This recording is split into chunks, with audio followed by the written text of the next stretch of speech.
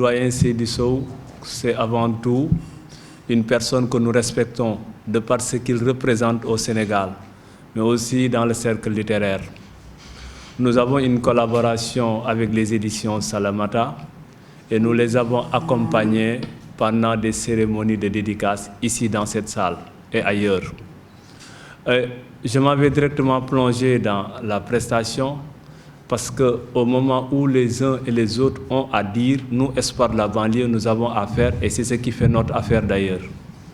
Cela dit, pour ceux qui ne les connaissent pas, je dirais juste qu'ils sont jeunes, ils sont de la banlieue. Ils sont jeunes, ils ont un art précieux. Ils sont jeunes, ils ont envie d'escalader les cieux. Ce sont les espoirs de la banlieue. Espoirs de la banlieue, vous êtes à présent déclarés maîtres des lieux, à vous le juste milieu, et montrez-nous que vous êtes aussi fabuleux que ce public si petit, mais très chaleureux, et montrez-nous que le spectacle doit répondre à la hauteur de l'auteur. C'est parti pour le spectacle. Intitulé Les secrets du pétrole et du gaz, opportunités ou malédictions pour l'Afrique. Dont l'auteur est Jean Ndiaye, chant, essai, édition, les éditions Salamata. Parlons d'abord de l'auteur. Oui, parlons-en. Jean Ndiaye a démarré sa carrière professionnelle à la radio-télévision sénégalaise. Avant de retrouver le France Télécom, Transpat, formation, conseil, Paris. Ensuite, le programme des Nations Unies pour le développement, PNUD, ingénieur de l'Institut national des forces et télécommunications de Rabat, Maroc, et de l'École nationale supérieure des mines, d'Alès, France. Il est également titulaire en ingénierie des organisations, de la faculté économique appliquée d'Aix-Marseille 3 et du master en informatique, de l'Institut système intelligence artificielle d'Aix en province. En plus de sa formation académique, Monsieur Jean Ndiaye a suivi des stages pratiques au United States Telecommunication Training Institute, USTTI de Washington DC. Il enseigne à l'Institut des sciences de la Terre, ISC de l'UCAD. Maintenant, parlons du livre Les secrets du pétrole et du gaz, opportunités ou malédictions pour l'Afrique de Monsieur Jean Ndiaye. Parlons-en. De la première à la dernière page. Objection. Lu xew. Vous ne pouvez pas. Qui êtes-vous? Spectateur amoureux du livre, rien d'autre. Pourquoi vous vous immiscez dans notre mise en scène? Parce que vous voulez parler du livre de la première à la dernière page. Et alors? Mais dans ce cas, il n'y aura plus la curiosité d'aller acheter et lire le livre. Mais où est le mal dans tout ça? Vous nous aurez révélé tous les secrets et délices du livre avant même de s'en procurer. Ah. Il a raison. Objection non rejetée. Merci mes adorables. Merci pour le compliment. Mesdames et messieurs, nous allons vous donner quelques éléments du livre. Car quand un auteur écrit, c'est pour être lu. Et pour lire, il faut se procurer de l'ouvrage. Pour s'en procurer, il faut débourser. Et cette main à la poche concourt à promouvoir l'industrie du livre pour nourrir auteur, éditeur et j'en passe. Donc, achetez le livre et lisez. Le livre nous livre des connaissances en toutes circonstances. Le livre nous délivre de l'ignorance, quelle que soit sa provenance.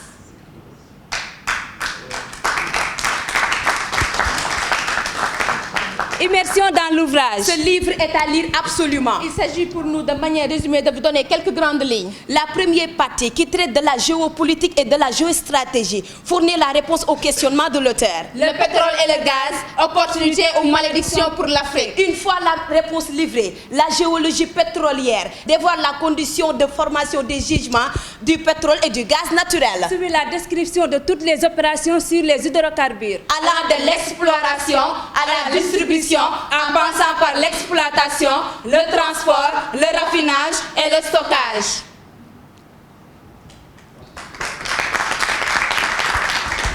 L'avant-dernière partie porte sur les aspects sécuritaires et les impacts environnementaux des hydrocarbures. La dernière partie s'occupe de la manne financière, Manam Kopargi. Fruit du travail d'un ingénieur des mines et économiste. Ce livre constitue pour les enseignants, étudiants, administration publique, collectivités locales, parlementaires, le secteur privé et les organisations de la société civile. Un outil très didactique d'acquisition de connaissances sur le pétrole brut et le gaz naturel.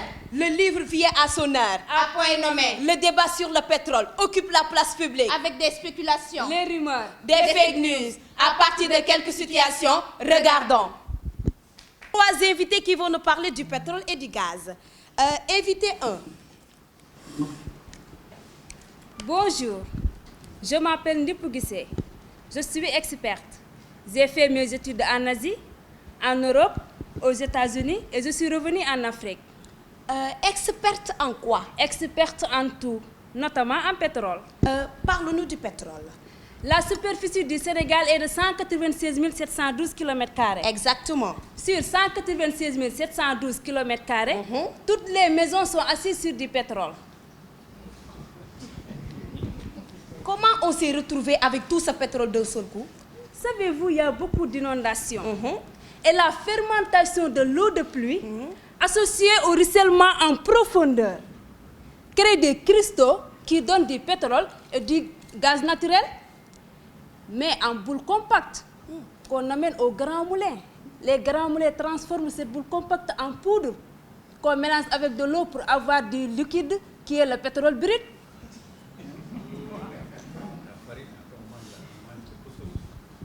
Madame? Excusez-moi, je me suis perdue dans mes pensées. Madame? C'est l'émotion du pétrole. Invité 2. Bonjour, je m'appelle Madame Khounou Williams. Je suis spécialiste en communication pétrolière et gazière. Communication, spécialiste, pétrolière, gazière. Et vous voulez communiquer sur quoi? Sur la répartition des dividendes pétroliers et gaziers. Répartition, pétrolière, dividendes. Et comment ça va se passer? Comme l'a tantôt dit ma co-débattrice, sur la superficie du Sénégal qui s'élève à 196 712 km², sur une population de 16 millions d'habitants. Donc, il faut prendre la quantité du pétrole et du gaz sur l'étendue du territoire sénégalais, multiplié par les 16 millions d'habitants, divisé par la recette. Et ça vous fera combien? La salle, faites le calcul. Mais tu devrais avoir ta déduction. Bien sûr. Superficie 196 000 sur une population de 16 millions. Donc la racine carrée sera forcément 16. Madame Khoundo, la racine carrée de quoi? De la répartition des dividendes pétroliers et gaziers. Chers auditeurs, nous allons ouvrir l'antenne. Assalamu alaikum. Papa, ça va? Faut ñu woowee.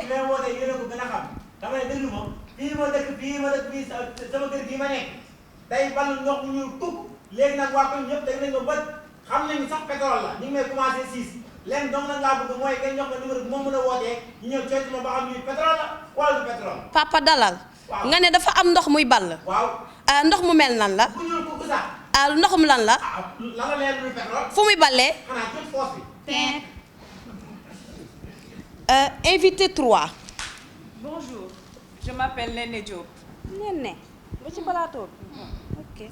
Bon, je ferai abstraction de mon CV pour gagner beaucoup plus de temps. Provocation. Mais Madame la présentatrice, je tiens à signaler que je ne suis pas en phase avec ce qu'elles ont avancé. Mais ce qu'elles racontent, c'est des bobards. D'ailleurs, pour éclairer vos lanternes, je vous renvoie au livre de Jean Diaye. Mais qui est Jean Diaye? Jean Diaye, c'est l'auteur du livre Les secrets du pétrole et du gaz, qui est disponible aux éditions Salamata et à l'Harmattan. Mais Jean Diaye, ni vu, ni connu. Man ak moom bokkuñu classe. Yow Jean Diaye fan la toj? Bonne question. Jean Diaye est ingénieur des mines. Jean Diaye, il a acquis de l'expérience au niveau de l'IFP, training de l'Institut français du pétrole, et actuellement, ni may wax ak yow nii, il collabore avec l'IST. Donc, kooku moo war a wax ci pétrole ak gaz. Madame, vous pouvez revenir. D'où est-ce qu'on peut trouver l'ouvrage? L'ouvrage est disponible aux éditions Salamata Donc et c'est à Salamata l'Harmattan. sans femme. Et on n'est plus à l'Harmattan, on est à la fin de l'été. École. Leçon L'Harmattan, élémentaire. la mousson, humide du sol, leçon de primaire. Merci, Madame Néné. Madame Ndipou, votre dernier mot de la fin. Merci. En tant qu'experte sur des questions de pétrole et de gaz, si je vous échappe, vous êtes dans la perte. Invité 2. Je vais m'adresser à vous, Madame la présentatrice. La prochaine fois que vous m'invitez dans votre émission, évitez de m'associer avec ce genre de personnes. Pardon? Je ne m'adresse pas à vous, Madame Fermentation. Ma théorie de fermentation, c'est la terre. Et vous, si votre Jean Ndiaye existe, dis-lui que j'ai besoin de lui pour un débat public et qu'il amène son livre avec lui. Merci. Madame Néné, votre dernier mot de la fin. À la lumière de ce que j'ai entendu, j'invoque l'urgence et l'importance qu'il y a à donner la parole aux connaisseurs et spécialistes de bonne foi concernant ces questions pétrolières et gazières, afin d'aider le public à avoir des informations fiables sur le pétrole et le gaz de chez nous. Je vous remercie. Merci d'avoir éclairé nos lanternes. Votre production, Comparée aux allégations de nos invités de tout à l'heure, montre qu'à chaque chose, spécialiste est bon.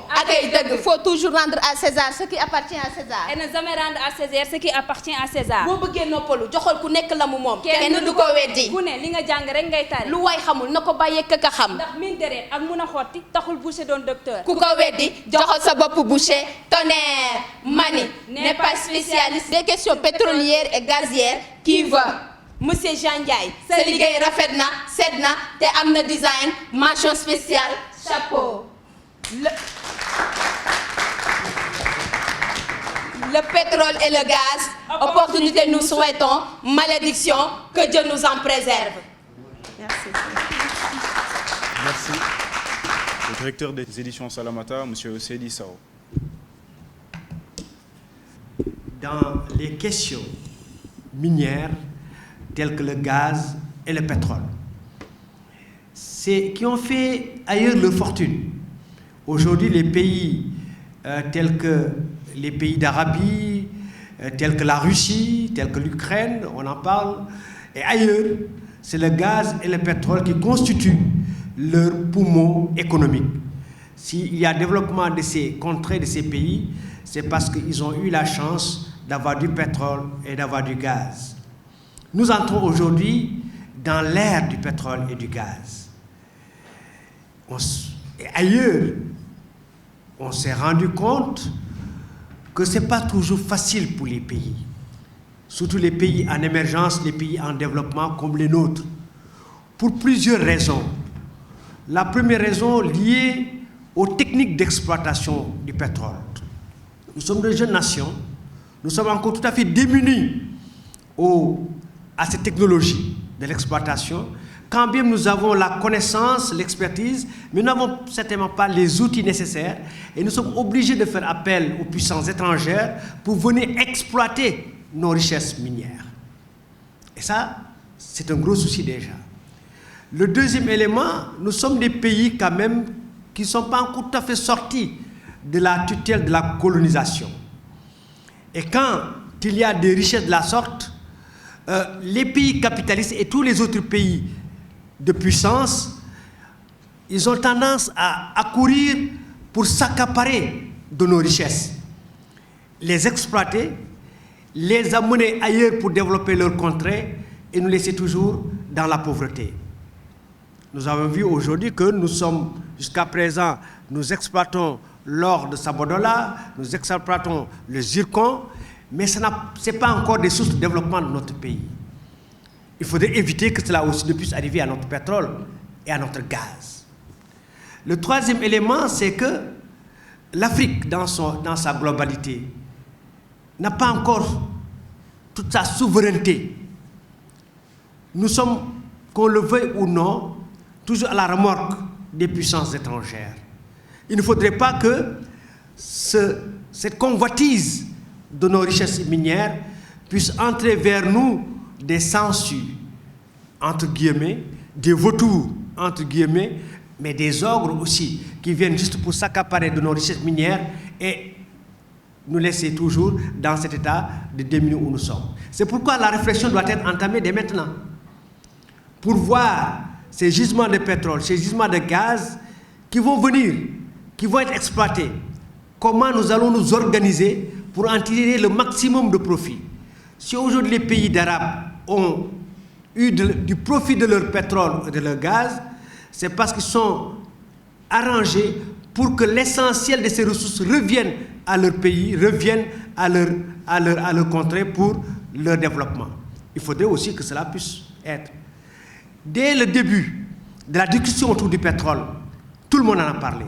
Des experts comme des non-experts, des gens avertis comme des gens qui ne sont pas avertis.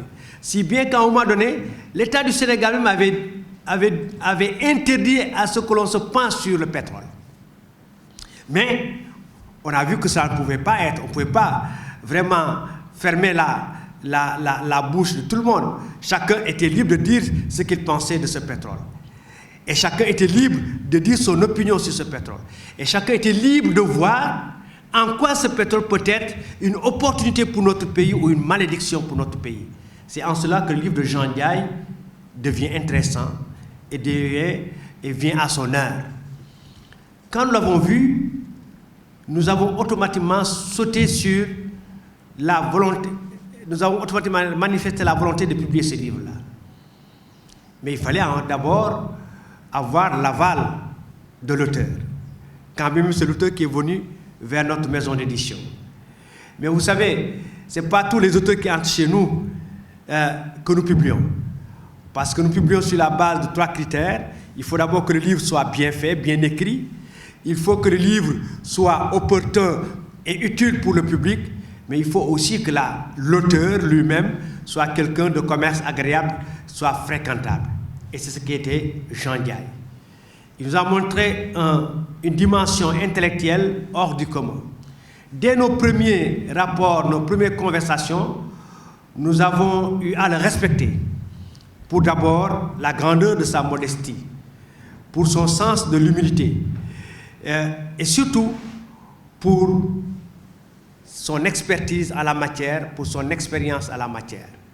Tout de suite, il nous a dit que je vous apporte un livre qui, j'en suis certain, fera fureur demain, parce que ce que je dis là-bas, c'est des vérités essentielles.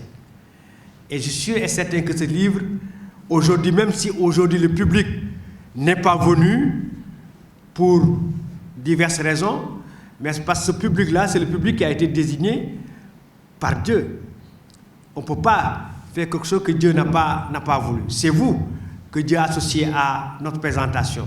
C'est pourquoi nous vous remercions d'avoir créé du temps pour venir partager avec nous cette présentation du livre de Jean Ndiaye. Nous disons toujours que la cérémonie de dédicace, la cérémonie de présentation, c'est comme un baptême. C'est aujourd'hui qu'on baptise le premier fils de Jean Ndiaye, en ce sens que c'est un livre.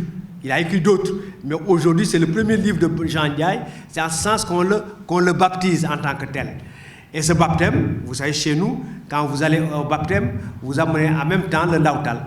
Et le ndawtal aujourd'hui, c'est, comme l'a dit les espoirs de banlieue, c'est l'achat du livre de Jean Ndiaye. Jean, merci d'être venu. Je voudrais, avant de terminer, remercier M. Djibril Kanouté.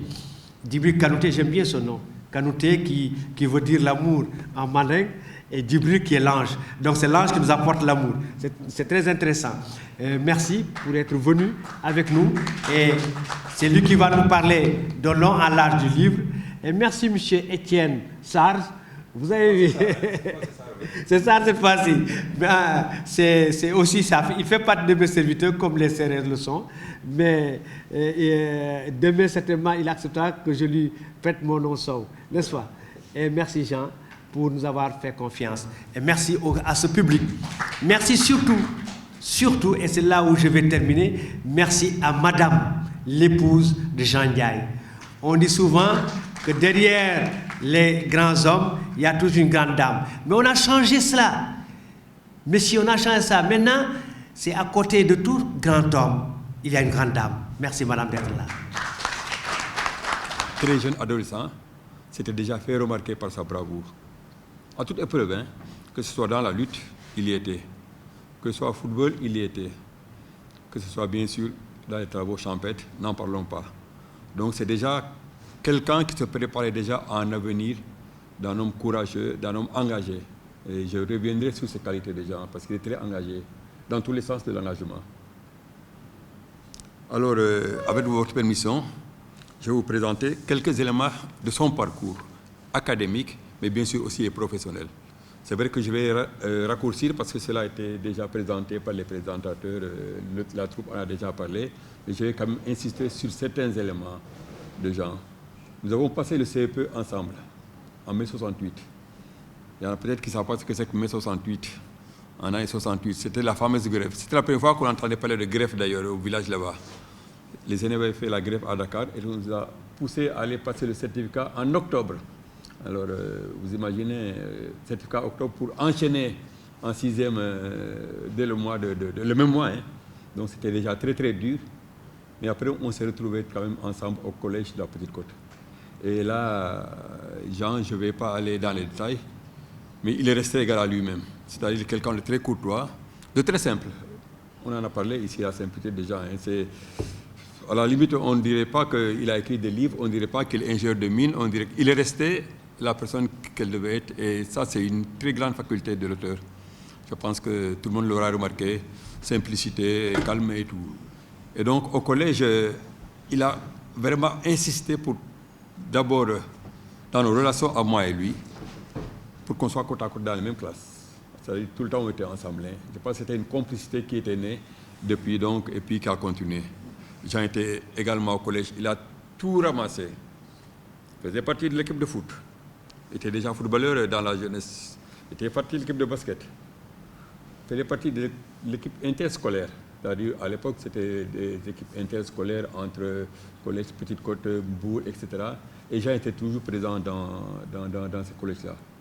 Alors, au-delà de ses qualités, bien sûr, de performance, alors la performance académique, je n'en parle pas. J'ai été parmi les premiers, toujours. Et que ce soit les mathématiques et les sciences pures, que ce soit l'anglais et le français, Jean répondait présent. À tel point qu'on le sollicitait assez souvent quand on a quelques difficultés pour se faire assister, parce qu'il était toujours disponible à le faire. Donc voilà donc quelqu'un qui déjà était prédisposé à travailler avec tout le monde. À côté d'un grand monsieur, il y a une grande dame. Écrire en livre, en note, c'est très contraignant. Ça prend du temps, tout le monde le sait. Même si on ne l'a pas écrit en livre, on sait que ça prend du temps. Et donc ça demande du sacrifice. Et le sacrifice, ça permet quand même d'avoir à côté quelqu'un qui peut comprendre, qui peut accepter qu'on s'éloigne un peu parce qu'on est concentré en quelque chose de ponctuel, mais qui, au finish, donc, finira par être quand même un succès et un bonheur pour tout le monde. Et donc, merci à madame. Je la connais parce qu'on a gagné dans le même quartier. Alors, et d'une simplicité, bon, je pense que Dieu qui fait bien les choses, hein. Simplicité pour simplicité. Et donc, bravo Odile. Je pense que Jean est devenu ce qu'il est parce qu'il y a ses parents, mais c'est parce que tu es à côté de lui aussi. Et on t'en remercie, nous qui sommes ses amis, parce que voilà, c'est comme ça la vie. Je pense que j'ai parcouru globalement ce que Jean représente et ce que représente pour moi. Mais ce que je voudrais ajouter, en lisant le livre, je ne marche pas sur vous, hein. Je vous laisse le temps d'aller en profondeur. En lisant l'ouvrage, j'ai rapidement reconnu Jean. Le langage est très simple. C'est-à-dire qu'on soit élève, qu'on soit professeur, qu'on soit profane du domaine, on peut comprendre le livre. La cohérence est totale. C'est-à-dire quand on voit comment sont agencés les chapitres, qui partent du général, bien sûr, pour permettre à tout lecteur de pouvoir s'imprégner de la chose, et puis par la suite maintenant, pour ceux qui veulent aller en profondeur, de comprendre la quintessence même du sujet, je pense également que ça reflète sa démarche logique. Il est très cohérent dans ce qu'il fait. Et au passage, je vous le dis, hein, Jean est prêt à défendre les arguments, hein, il est très engagé. Hein, ouais, ça, il ne s'encombre pas hein, de défendre jusqu'au bout. Mais après, il peut lâcher. Hein. S'il se rend compte que maintenant, c'est pas ça, c'est ça. Mais son engagement est total sur ça. Et bien sûr, je l'ai dit, ce livre-là, il est venu au moment opportun. On ne pouvait pas trouver mieux que cela. Au moment où tout le monde parle de pétrole sans y comprendre grand-chose, j'avoue. Parce qu'en fait, pétrole, mais est-ce que vraiment il comprend grand-chose? Et ça rejoint la question, le point d'interrogation de la fin du titre du livre. Vous avez vu, hein, il y a un point d'interrogation dit pour l'Afrique. Alors on espère, comme il a dit lui-même, que cela, pour le Sénégal en tout cas, une bonne occasion, que ce sera pour le Sénégal une bonne opportunité à saisir et qui servira à toutes les populations. Alors, un autre point que je vais peut-être rappeler,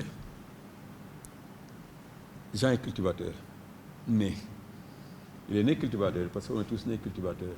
Jean était paysan du dimanche parce que de Dakar où il travaille, il continue à exploiter la terre. Et je pense que là, il est en train de s'orienter vers l'exploitant agricole qu'il voudrait être également parce qu'il a peut-être plus de temps pour se consacrer à ses activités agricoles. Et là aussi, je suis sûr, les parents sont fiers parce qu'eux-mêmes étaient dans le domaine agricole. Alors, voir l'enfant qui se revient dans le terroir, qui gère à nouveau le terroir, qui gère à nouveau donc les activités, Ça ne peut être que, comme je dis, quelque chose qui va leur faire plaisir de là-haut. Ils sont fiers de toi, Jean. Merci à tous. Nous avons sympathisé et depuis, je suis devenu l'ami, le grand frère. Au terme de notre séjour, comme par un heureux hasard, Jean et moi avons effectué le voyage de retour ensemble. Un certain mois de juillet 1979. Ça ne nous rajeunit pas, hein? Ce qui a, vous le devinez, abouti à davantage raffermir notre amitié. À cette occasion d'ailleurs, je me souviens lui avoir fait une promesse qu'il a probablement oubliée, mais que moi je n'ai pas du tout oubliée. Parce que, tout simplement, je ne me suis pas acquitté de cette promesse. Mais Jean, avec sa gentillesse légendaire, ne se souvient probablement pas de cette promesse. Et je pense qu'il ne m'en tient pas rigueur. Mais comme une promesse est une dette, j'espère, Jean, qu'en ayant accepté de me soumettre à l'exercice de ce matin, je me serai acquitté de cette dette, cher ami. Merci infiniment pour la compréhension. Alors, la petite promesse, je crois que je l'ai dit tout à l'heure à un de nos amis, là, M. Guissé. Il m'a dit, mais de quelle promesse il s'agit? J'ai dit, j'ai promis d'aller passer le 15 août avec lui à Joal, à Fadjout. Et jusqu'ici, je n'ai pas pu le faire. Pardonne-moi, Jean, je n'ai pas pu le faire. Mesdames et messieurs, il ne s'agit pas ici, bien entendu, de m'exposer sur l'historique de mes relations avec mon frère et ami. Il s'agit, sans nul doute, d'une présentation de son ouvrage qui porte sur le pétrole et le gaz, par un professionnel de ce sous-secteur que je suis, ce que je ne saurais valablement faire sans vous entretenir un temps soit peu de l'auteur, pour ceux qui ne le connaissent pas sous cet angle. Alors, c'est là où je vais évidemment, et vous me donnez la permission, tant mieux. Donc, permettez-moi, en abusant un tout petit peu de votre patience, de continuer sur l'auteur et vous dire, en me résumant tout de même, que Jean ne s'était pas contenté de son diplôme de l'Institut de télécommunications de Rabat, formation pour laquelle il avait été embauché à la RTS à son retour au Bercail. Je crois savoir qu'il s'y est vite ennuyé, car à l'occasion d'une rencontre, quand je lui ai demandé des nouvelles de son travail à la RTS, il en a profité pour m'informer qu'il s'apprêtait à quitter cette boîte au profit d'une formation d'ingénieur. Il était déjà ingénieur quand même, à l'école des mines d'Alès, en France. Je crois savoir qu'une fois là-bas, l'appétit venant en mangeant, Jean avait, dans la foulée, poursuivi son perfectionnement dans le management des organisations, en informatique, et aussi effectué un master en risque industriel. Mesdames et messieurs, voilà plus ou moins, si vous ne le saviez pas, une autre facette de l'auteur de l'ouvrage qu'il m'est aujourd'hui demandé de présenter. Jean est donc avant tout un brillant sujet, qui tout au long de son parcours universitaire n'a jamais marqué le pas. Partout où il est passé, ce fut du non-stop. C'est donc un sujet intelligent, machallah. Avide de connaissances, toujours à la quête du savoir, qui est animé par la ferme volonté de toujours aller au bout de ses projets par la grâce du bon Dieu. C'est ce que j'ai très tôt décelé en lui. Et c'est pourquoi, il y a de cela 2 ou 3 ans, quand il m'a fait part de son projet d'écrire un ouvrage sur le pétrole, je n'ai pas du tout été surpris. Bien au contraire, je crois l'avoir encouragé dans son initiative avec la promesse d'y apporter ma modeste contribution, si besoin en était. Je dis bien une modeste contribution, car c'est la transition toute trouvée à présent pour vous parler de l'ouvrage qui nous réunit ici ce matin. Et vous comprendrez quel modeste fut mon input. L'ouvrage d'un peu moins de 300 pages, parfaitement bien écrit, bien illustré et bien documenté, intitulé « Les secrets du pétrole et du gaz, opportunités ou malédictions pour l'Afrique », est décliné en 7 chapitres, comme l'a si bien indiqué l'auteur en introduction. Et le premier chapitre est un exposé sur géopolitique et stratégie du pétrole et du gaz. Le chapitre 2 est un exposé sur la genèse des hydrocarbures. Le chapitre 3, un exposé sur l'exploration et l'exploitation des hydrocarbures. Le chapitre 4 traite du transport en amont de la raffinerie. Le chapitre 5 traite du raffinage, du stockage et de la distribution. Le chapitre 6 traite de l'impact de l'exploitation des hydrocarbures sur l'environnement Et le chapitre 7, pour conclure, traite de l'épineuse question de la gestion de la manne pétrolière.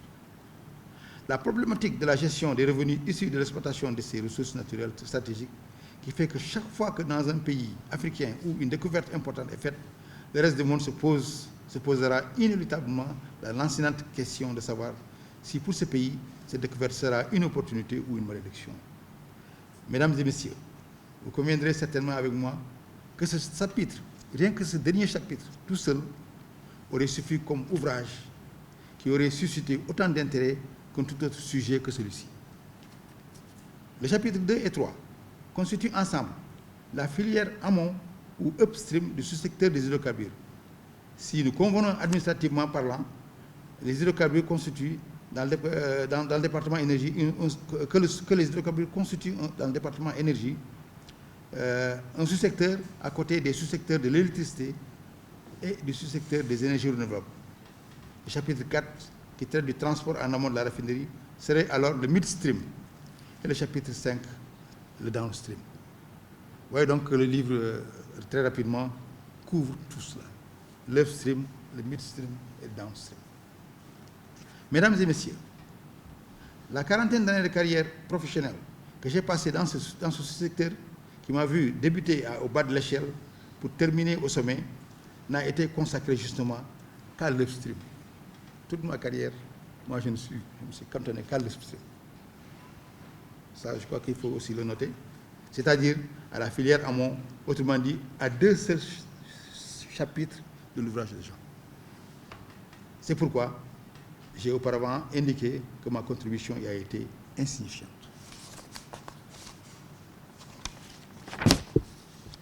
Mesdames et messieurs, l'École supérieure des pétroles et moteurs, ENSPM, de l'Institut français du pétrole, pour ne parler que de l'Institut de formation des métiers du pétrole et du gaz, qui nous est le plus familier de par sa proximité avec notre pays, il est enseigné en cycle académique post-universitaire, si je ne me trompe, que 5 options, qui sont respectivement l'option géologie géophysique, l'option forage-production, l'option jugement, l'option raffinage et moteur et l'option économie pétrolière.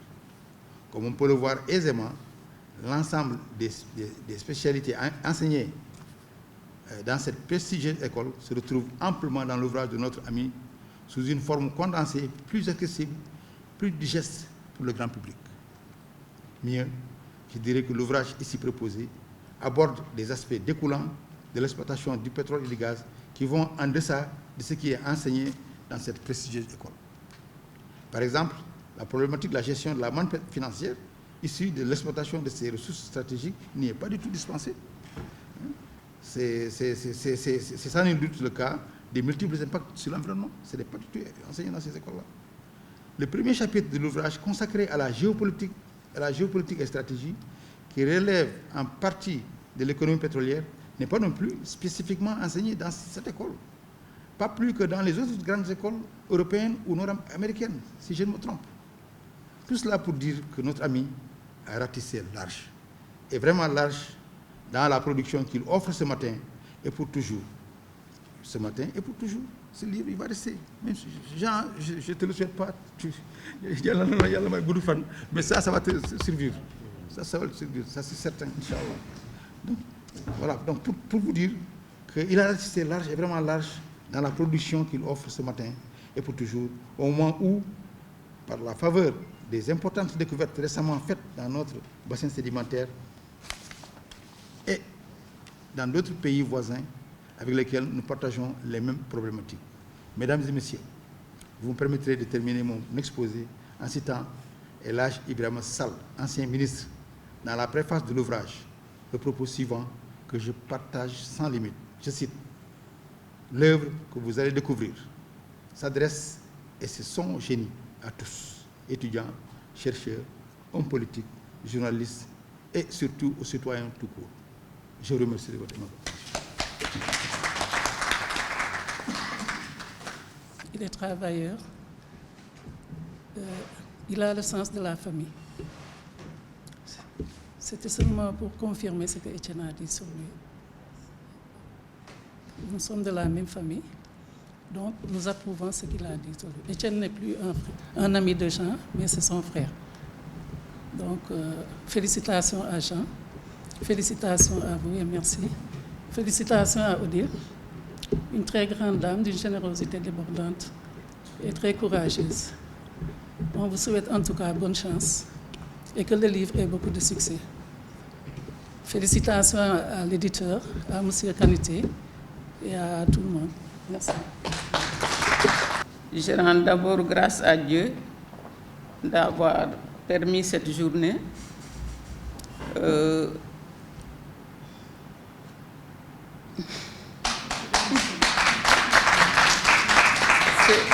C'est difficile de parler de quelqu'un qu'on aime. Je peux dire que j'ai un mari idéal. Donc, idéal avec sa famille qui m'ont adopté avant notre mariage. Donc, je vous remercie et je remercie l'assistante, les amis, les parents. C'est très difficile de parler. Je remercie tout le monde. Je suis environnementaliste. Sur Jean, tellement de choses peuvent être dites, hein, mais malheureusement, on ne peut pas aller plus loin de ce qu'ont dit M. Sarr et M. Kanouté. Moi, de Jean Ndiaye, j'en garde beaucoup de traits de caractère positifs parce que j'ai eu à collaborer avec lui dans le cadre de nos relations professionnelles dans un bureau d'études. Je rappelle que Jean Ndiaye est agréé expert études de danger. Donc il parle en toute connaissance de cause sur les aspects environnementaux par rapport au secteur pétrolier et gazier.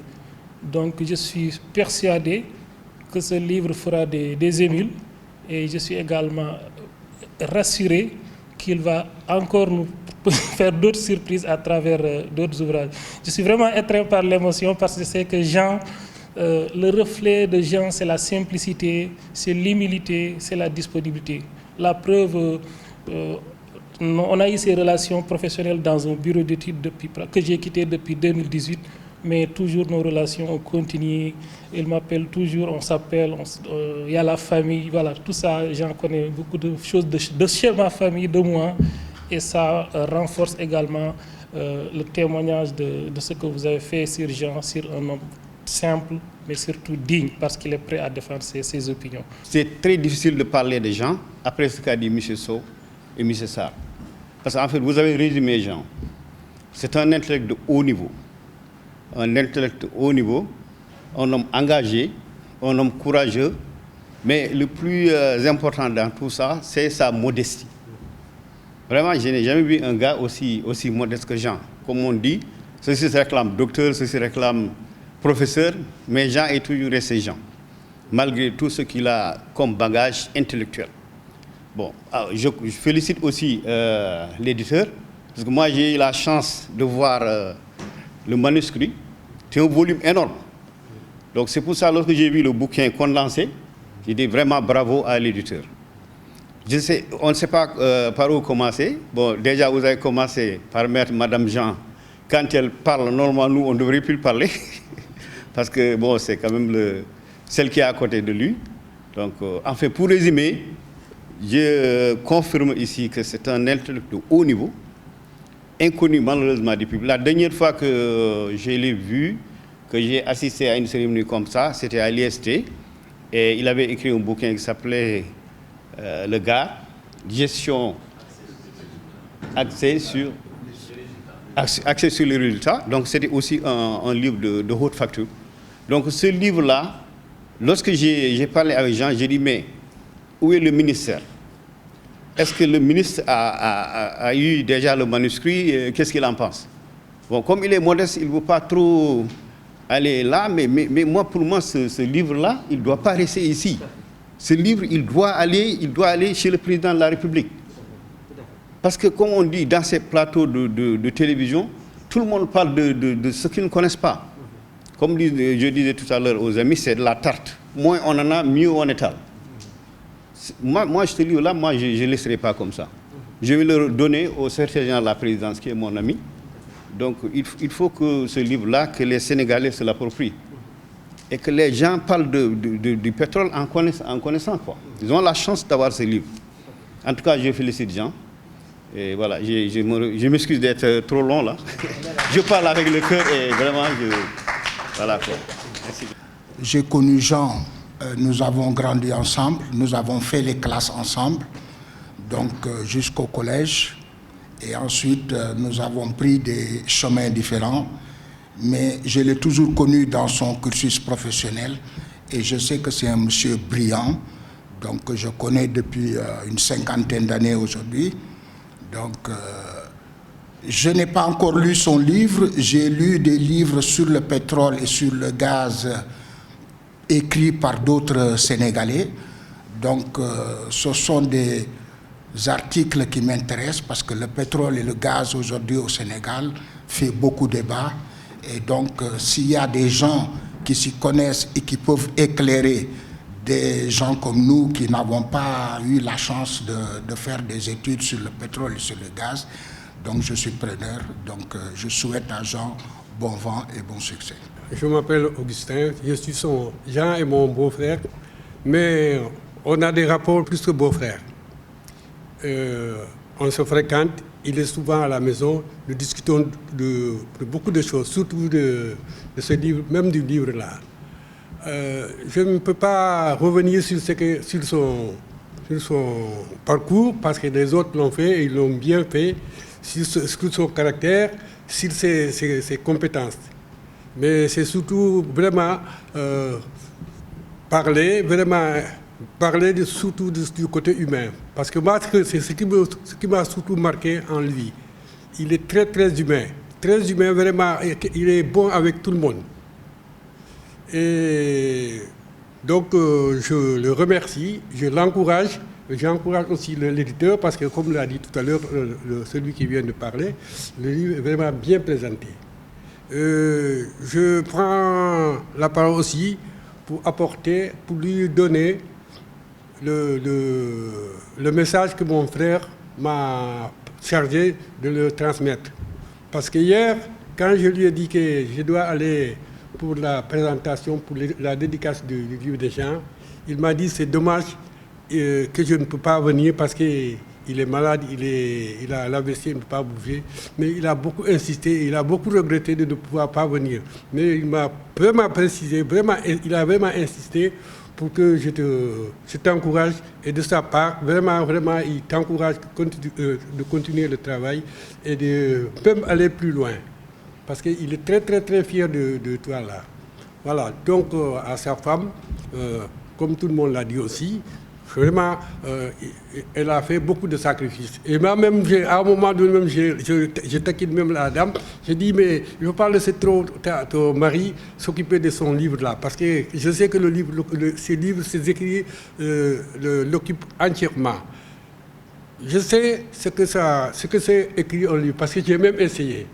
J'ai essayé, je me suis rendu compte que c'est extrêmement difficile. J'ai même renoncé. J'avais commencé, je suis ingénieur de l'agroalimentaire. J'ai beaucoup d'écrits, mais pour rassembler tous ces livres-là, je me suis rendu compte que c'est vraiment très, très difficile. C'est pour ça que quand quelqu'un écrit un livre, surtout un livre de cette valeur-là, vraiment, il est à encourager. Voilà ce que je voulais dire. Je vous remercie. Jean est mon grand frère. Nous avons tous grandi à Fayotte. Lui et Etienne d'ailleurs, et il a tout le temps été source d'inspiration pour nous autres jeunes. Donc vraiment, à Fayotte, c'était notre référence et il constituait pour nous un abreuvoir, tellement qu'il a des connaissances, lui. Donc vraiment, c'est une référence pour tous les gens de ma classe, surtout ceux de notre quartier, qui voit être tout le temps en lui le mentor, le confident, le conseiller. Donc, il nous a inspiré beaucoup, surtout au niveau des études scolaires. Donc, vraiment, ce livre, ça ne m'a pas étonné. J'avais lu le premier bouquin que vous avez donné. J'ai distribué aussi le projet de ce livre-là au directeur du port. Lorsque j'ai lu la première mouture, tout simplement parce que j'ai mesuré l'intérêt et l'impact que ces écrits-là pouvaient avoir sur les découvertes récentes du pétrole. Vraiment, un grand merci Et bravo, je sais qu'il y a d'autres bouquins aussi qui vont sortir et j'ai pris que vraiment, je vous félicite et vous encourage. Merci. C'est un petit témoignage à que vous êtes. Je m'appelle Augustin, je suis un neveu à Tonton Jean.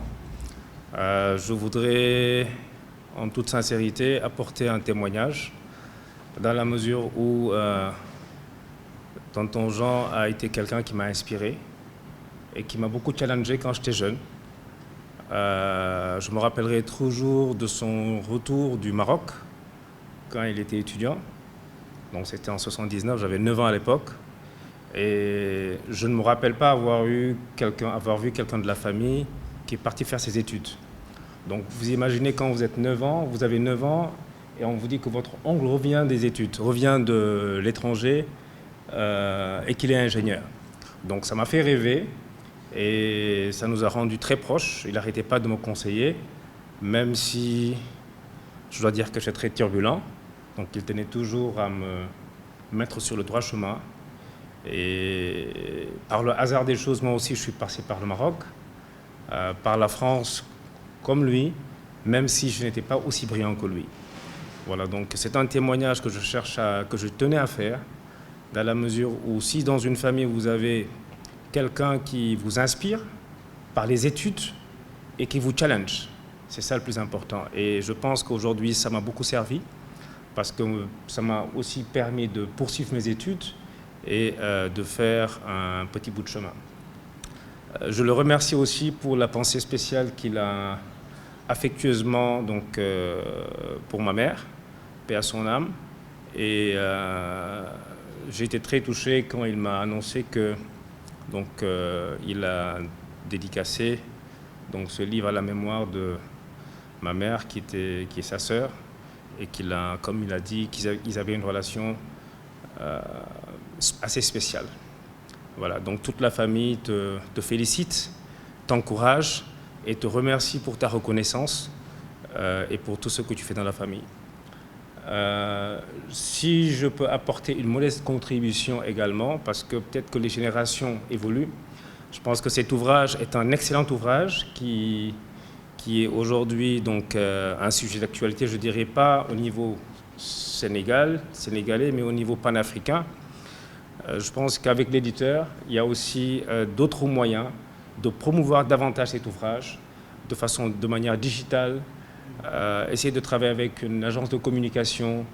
Le livre peut être distribué à grande échelle, non seulement au Sénégal, mais en Afrique.